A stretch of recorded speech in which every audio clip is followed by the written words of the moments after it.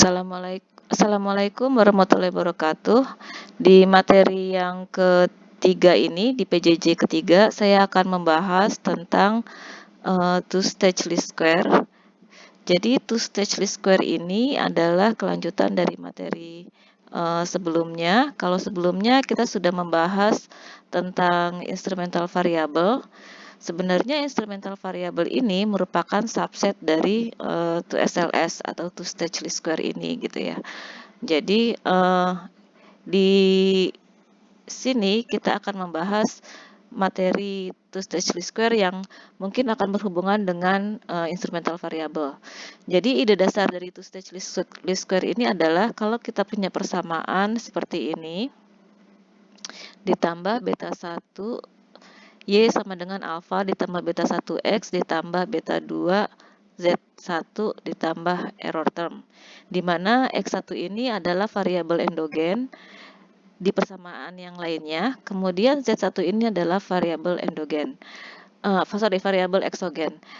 Untuk materi variabel endogen dan variabel eksogen, kemudian persamaan struktural dan persamaan reduced form, kalian bisa melihat di Prezi definisinya, tapi nanti akan saya buatkan video tentang itu.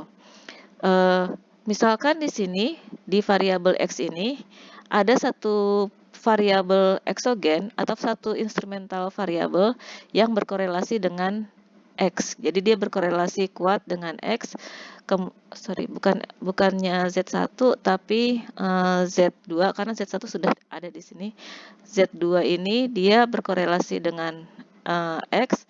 Lalu ada variabel lain yaitu Z3 yang juga berkorelasi dengan X. Jadi dia sebagai Z2 dan Z3 ini adalah instrumental variabel untuk si X ini gitu ya. Lalu untuk instrumental variabel untuk Z1, karena dia eksogen, maka dia adalah Z1 itu sendiri. Sebenarnya di sini kita tahu syaratnya untuk jadi instrumental variabel adalah kovarian antara Z2 dengan error itu sama dengan 0, kovarian Z3 dengan error itu juga sama dengan 0. Maka otomatis di sini juga Z1-nya kovariannya dengan error juga sama dengan 0. Artinya Z2, Z3, Z1 tidak berhubungan atau tidak berkorelasi dengan si errornya. Nah, karena di sini two-stage least square, maka otomatis di sini ada dua ya, ada dua stage. Nah, stage pertama itu adalah kita meregresikan X ini dengan instrumental variabelnya. Jadi instrumental variabel ini Z1, Z2, dan Z3 ini merupakan variabel eksogen. Delta 1, Z2 ditambah delta 2, Z3 ditambah error term. Nah, dari regresi ini akan dihasilkan X bar atau X hasil predicted-nya gitu ya. Di sini delta 0 cap ditambah delta 1 cap Z2 ditambah delta 2 cap Z3.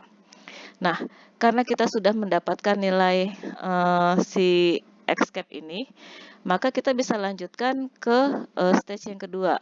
Di stage yang keduanya itu adalah kita menggunakan regresi yang pertama ini, persamaan strukturalnya ini, Y sama dengan alfa ditambah beta 1, tapi yang kita masukkan bukan X-nya, yang kita masukkan adalah nilai X cap-nya. Jadi X cap ditambah beta 2, Z2, ini harus Z1. Z1 ditambah error gitu ya. Jadi yang kita masukkan, oh ini salah, ini harusnya V ya, harusnya V. Sebentar, saya hapus dulu. Jadi ini harusnya ini adalah ini V, supaya nggak ketukar sama yang ini. Jadi kita masukkan X di sini, kita peroleh dari yang nilai di sini. Jadi yang dimasukkan bukan lagi nilai X yang aslinya ya, tapi merupakan nilai X cap-nya. Ini yang kita sebut sebagai two-stage least square.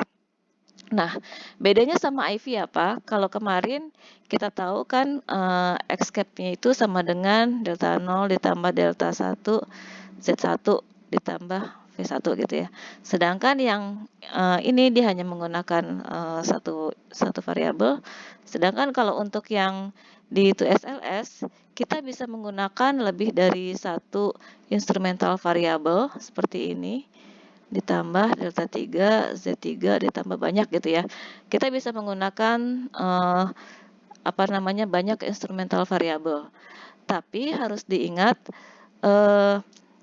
ya memang kalau beta yang dihasilkan dari 2SLS ini dia lebih efisien daripada beta yang dihasilkan dari instrumental variabel. Tapi kita bisa cek di sini ekspektasi dari beta 2SLS ekspektasi dari beta 2SLS dengan betanya atau ini sama aja biasnya gitu ya. Dia mengikuti mengikuti fungsi di mana 1 ditambah F gitu ya. Nah, F ini adalah merupakan F statistik yang dihasilkan dari persamaan yang X ini tadi, persamaan instrumental variabelnya. Sehingga kalau kita ingat kalau F ini kan rumusnya itu adalah R kuadrat per K dibagi 1 min R kuadrat dibagi N min K min 1 gitu ya. Artinya dia tergantung dari nilai K gitu ya. Nilai K ini. Jadi K ini kan jumlah variabel. Kalau misalkan dia nilainya K-nya ini semakin besar, maka nilai F ini akan menjadi semakin kecil gitu. Jadi kalau dia kecil, maka otomatis kan biasnya jadi semakin besar. Jadi kalau nilai F di sini nilainya semakin kecil, maka otomatis dia akan semakin besar gitu. Sehingga kalau kita menggunakan banyak instrumental variabel ya trade-off-nya di sini biasa jadi lebih besar gitu. Tapi yang jelas beta 2SLS itu lebih efisien daripada beta yang dihasilkan dengan instrumental variabel. Ya, demikian kita lanjutkan untuk bagian keduanya.